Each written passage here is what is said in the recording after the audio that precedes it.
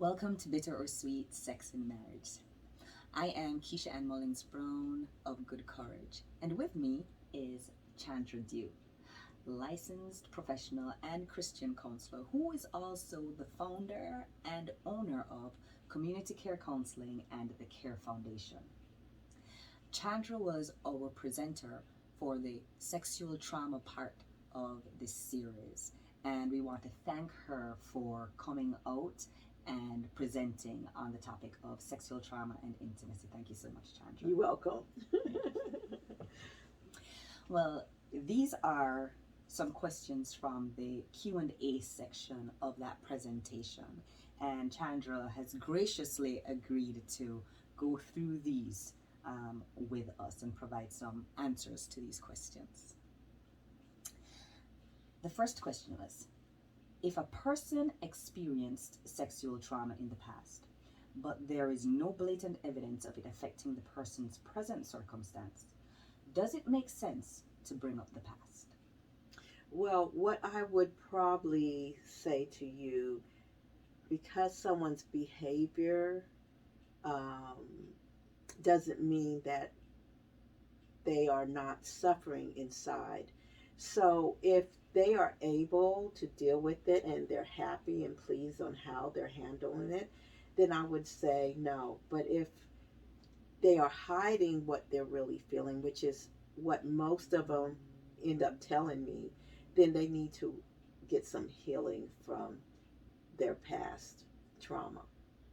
Thank you so much. Should people who have been traumatized see a counselor prior to marriage? Well, if they exhibiting any trauma, like we said before, I definitely believe that they should come, and because how one acts with another person can create a lot of problems. So we can actually work on those situations, their reactions, and then help them um, be better in their marriage. Thank you so much. All right.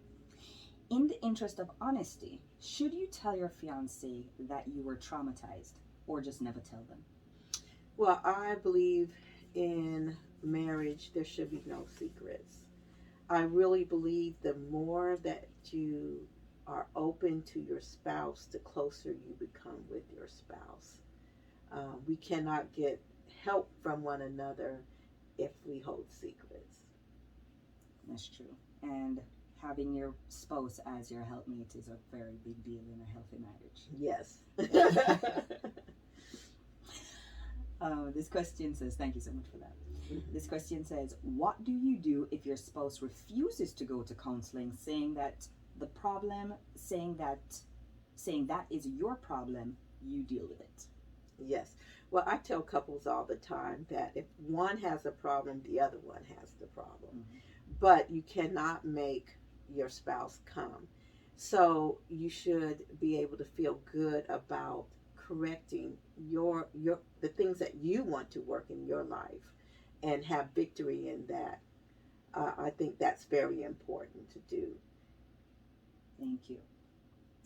This question says, what do you do when your spouse refuses to go to counseling, but they continue to trigger you? Well, what we would do is we would identify the triggers, and then we will, as a counselor, teach skill sets on how to respond to those triggers, as well as I may give them ideas of how to talk to their spouse to get them to change the things that are causing them to trigger. So there's different ways of handling it. I probably would do a little bit of both of those. Okay, thank you. All right. What do you do when your spouse is insensitive to your pain? Well, the first thing is forgiveness. You have to forgive. Most people cannot understand why you're reacting or behaving in such a way because they never experienced it. A lot of people subconsciously, respond, and they don't even sometimes know how they're responding. So they don't understand what you're going through, and so forgiveness is very important.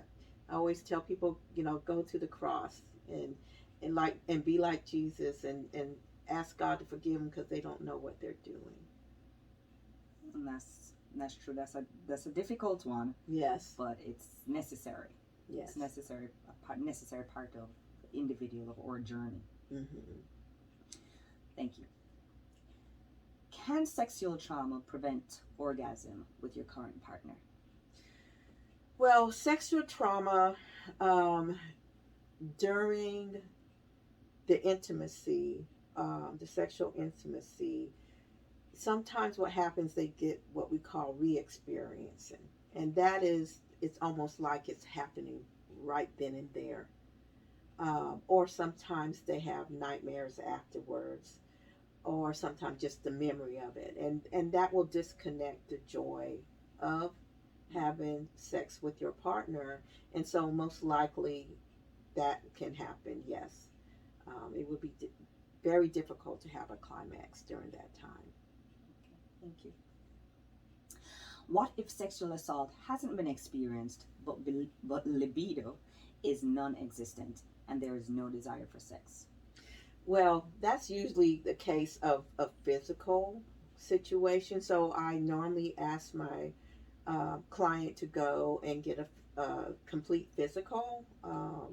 You will have to let the doctor know that you're having trouble in that area. I know some people have difficulties doing that.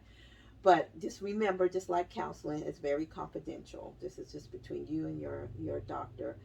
But they will be able to detect what's going on with you. But usually, if it's not mental, then it's physical. It's physical. Mm-hmm. Okay, thank you. What do you do when your spouse wants you to do something that you aren't comfortable with? Well, that's when I really get into my Christian counseling. I think about Ephesians 5:21, and that's where God tells us to submit to one another in reverence of the Lord.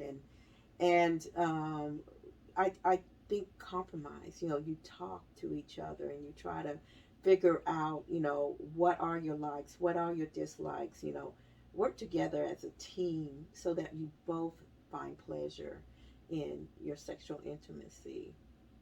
But that's very important. Thank you so much. Submitting one to another, communicating. Communicating to Communicating. one another. What's your likes and your dislikes, Right, and then respecting and respecting Yes. this communication, what's been shared. Thank you so much, Chandra. Sex is a very private thing between a husband and a wife. Is there anything you can do as a friend to support someone who has experienced sexual trauma? Yes, I encourage them to share with them to get professional help. And a lot of times they say, "Well, I've suggested that, but they won't come." And there's just a fear of coming to counseling or therapy, and so I tell them, why don't you go with them and just bring them in and let them have their first experience, and then from there we'll see what happens. Okay, thank you. How do you tell a person in a nice way that you don't want to be touched? When you say it in a nice way, some people don't take it seriously. And when they do attempt to touch you, you lash out in anger. How does this person handle that? Well, I think the person needs to tell that person, when there's no contact. So over, dinner or coffee, just sit down and have a serious conversation. Usually it doesn't go well when the emotions are high. Right. So when you have that conversation, boundaries, you're teaching someone your boundaries, but not only that, you can explain why. And then sometimes, you can work out ways that, both end up being happy. Thank you. We come back to communication again. Communication is a big deal, Always right? communication. Thank you. How do you feel about taking medication for anxiety, depression, or PTSD? Well, medication sometimes is necessary. I am not the type of counselor that um, goes quick to medication, but I have found where we would, do several things to try to help, and they weren't able to make a difference. And then we would sit down and talk about medication because there's no change. And so usually I'll say, okay, we've been doing counseling for a while and there's no change. So we're going to have to talk about medication again. There's a fear. So I also educate them on the medication. Right. I'm very particular. I help them when they do go to a physician for the medication, what to say, so that they feel safe with that. But I do have people who've been able to work through anxiety and depression without medication as well. It just depends on the person and where they're at. Right. And everybody's journey is individual. Yes. Right, to remember that. Mm-hmm. Thank you. What do you do about anxiety, fears, and unbelief regarding a lack of trust in God, others, and even ourselves? Well, one of the things that I share is people and God are two different things, and we have to separate. We have to identify the problem or identify the person who actually committed that sin against you by forcing themselves on you, um, and let it be that person, because there are many people who are good and healthy people, and then there are people who are unhealthy, and we can't put every person in one box. Right. So I help them identify the problem and stay with that. Right. And that will help to reconnect the trust in God. Right. Right. And themselves. It separates the person from putting everybody's bad. Right. Thank you. This person said, Chandra, you made a comment earlier re Christians and suicidal thoughts and committing the act. Your response made it sound like Christians do not commit suicide because they have values. Please explain. Well, I would never say Christians don't commit suicide. That is not a true statement. But what is my experience, my personal experience, is when I discuss suicidal ideation, which is suicidal thoughts, I always ask where they're at with that. And so, would they actually act upon the thought? And most Christians will say no, because of their faith, they would not do it. Thank you. What do you counsel persons? I apologize. How do you counsel persons who do not have a relationship with God and may not wish to? Well, I'm a Christian counselor and a professional counselor, so I'll use the professional tools that I've learned. I do use evidence-based therapy interventions, and they seem to really work. And I love everyone, so I don't force anyone into doing Christian counseling.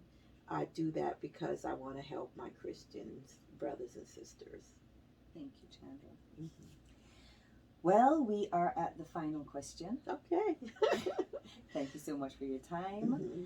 And with that, this last question says, without revealing private information, what's one of your most memorable cases, and what were some of the tools that were used to turn that trauma around and heal that relationship?